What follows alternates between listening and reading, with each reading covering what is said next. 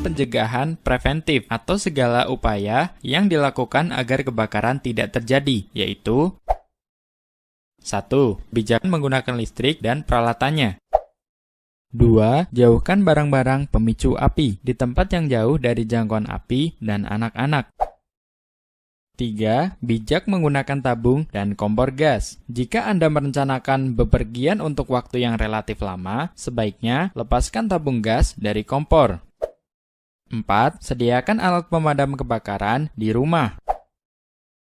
5. Waspada rokok. Sebaiknya Anda tidak merokok di dalam rumah. Akan lebih baik lagi jika Anda belajar untuk berhenti merokok.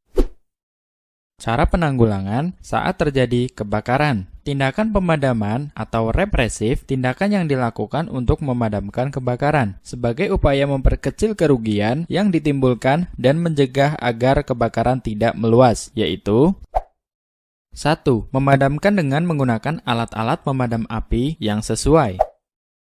2. Berusahalah untuk tetap tenang. 3. Hubungi kantor dinas pemadam kebakaran setempat. 4. Evakuasi anggota keluarga dengan tanggap tapi tenang. Utamakan keselamatan jiwa daripada harta benda. Cara penggunaan alat pemadam api tradisional. Air, siram pada seluruh permukaan. Pasir atau tanah, taburkan seluruh permukaan yang terbakar hingga tertutup rata.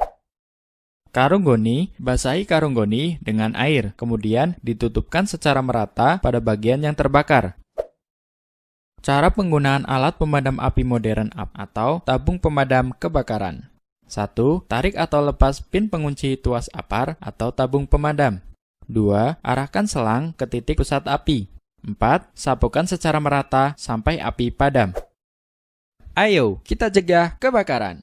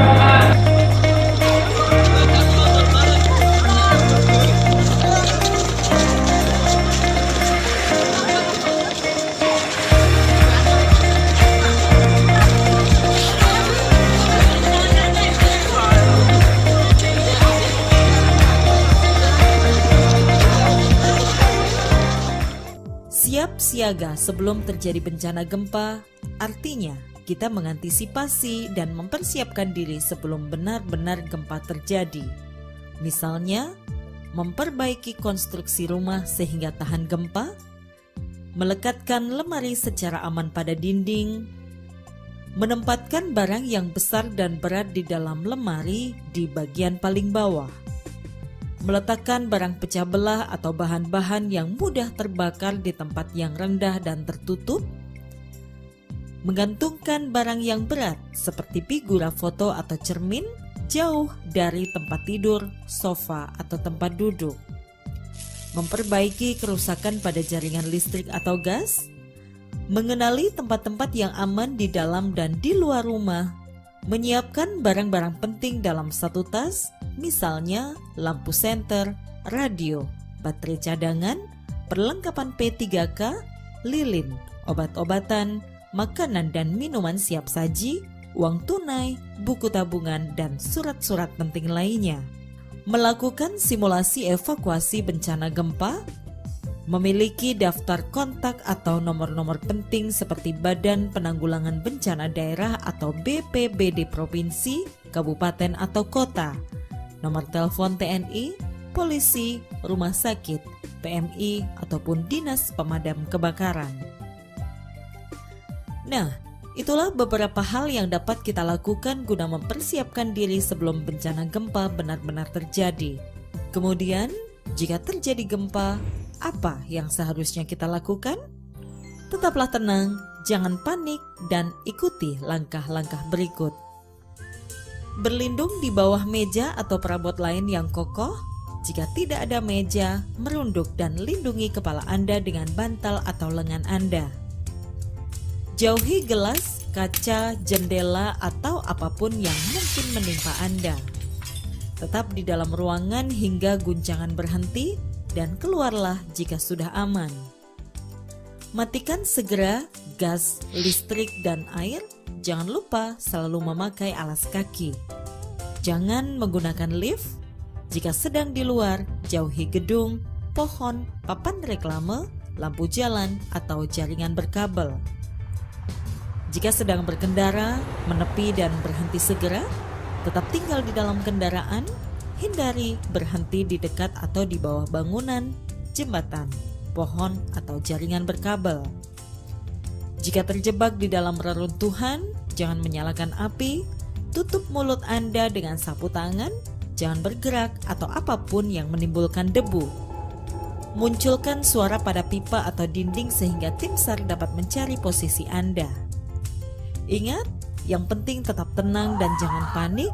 Jika kita tenang, maka resiko yang tidak perlu dapat kita hindari. Jika terjadi gempa, begitu banyak bangunan yang rusak, ada juga korban yang terluka atau terjebak dalam reruntuhan. Nah, apa yang harus kita lakukan?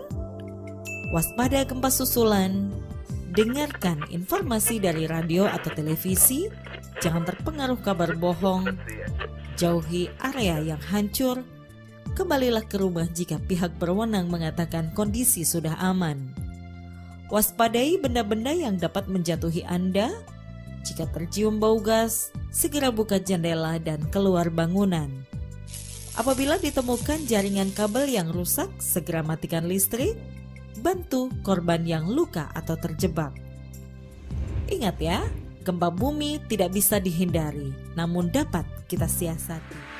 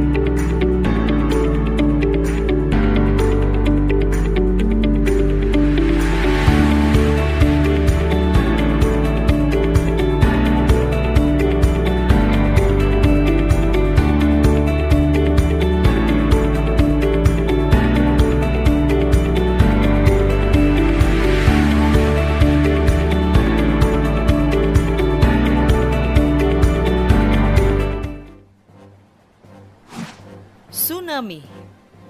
Kata tsunami berasal dari bahasa Jepang su yang berarti pelabuhan dan name yang berarti gelombang, sehingga secara umum diartikan sebagai gelombang atau ombak yang besar di pelabuhan.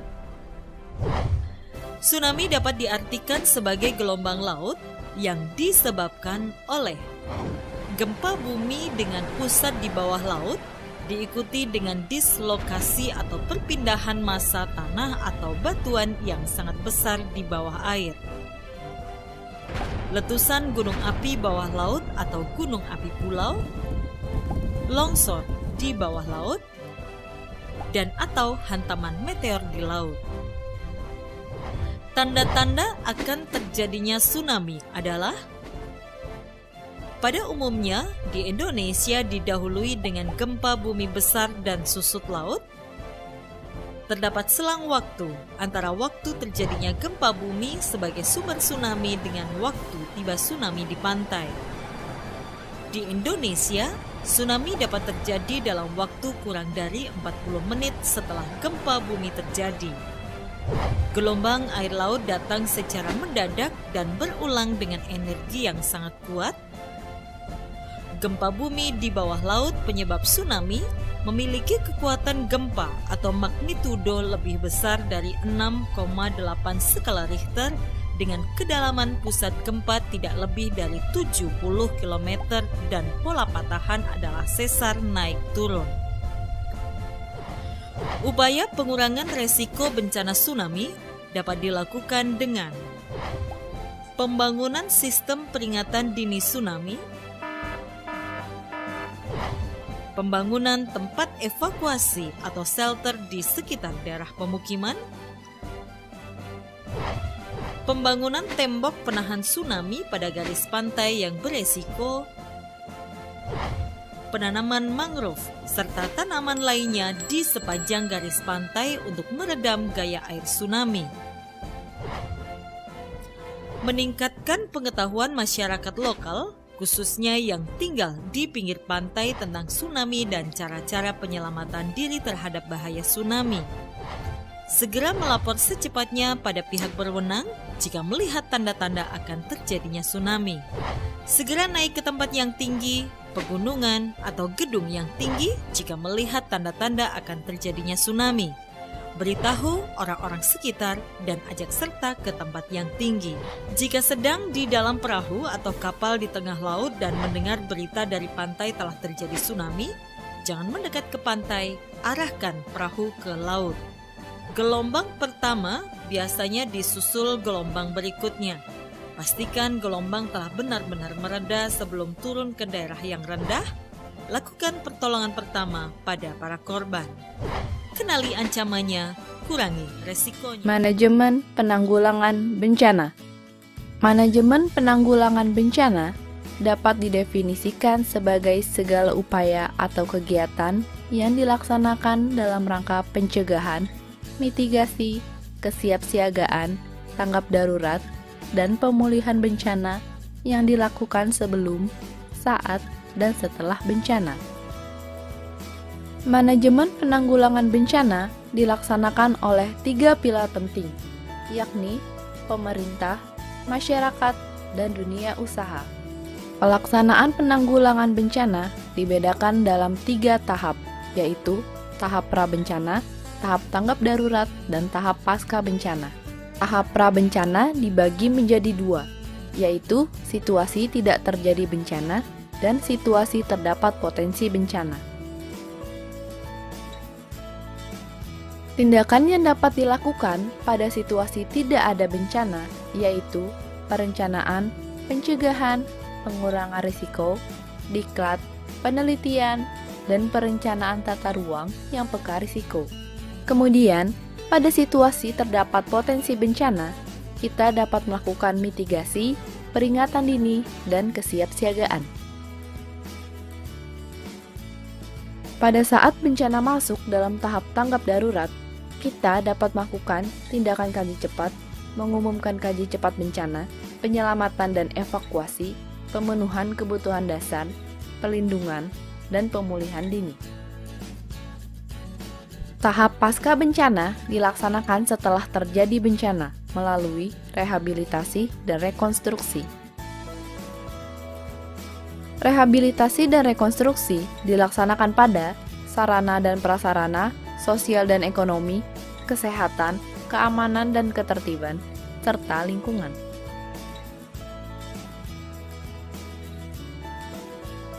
Pada saat tidak ada banjir, kegiatan yang dapat dilakukan adalah mencegah masyarakat membangun di kawasan rawan banjir melalui tata ruang, menghilangkan budaya membuang sampah ke sungai, tindakan normalisasi sungai, pemindahan pemukiman bantaran sungai, dan pelarangan pembuangan sampah ke badan sungai sebagai langkah awal mencegah terjadinya banjir. Di daerah-daerah rawan banjir, perlu dibangun sistem peringatan dini untuk masyarakat yang tinggal di sekitar bantaran sungai. Pada saat terjadi banjir, kegiatan yang dapat dilakukan diantaranya penyelamatan pengungsi yang terkena banjir, pembangunan pos pengungsian, pendirian rumah sakit lapangan, dan pembentukan posko komando penanggulangan bencana. Saat banjir telah usai, beberapa kegiatan yang dapat dilakukan antara lain rehabilitasi sarana dan prasarana yang rusak, serta pembersihan lumpur dari lahan pertanian masyarakat.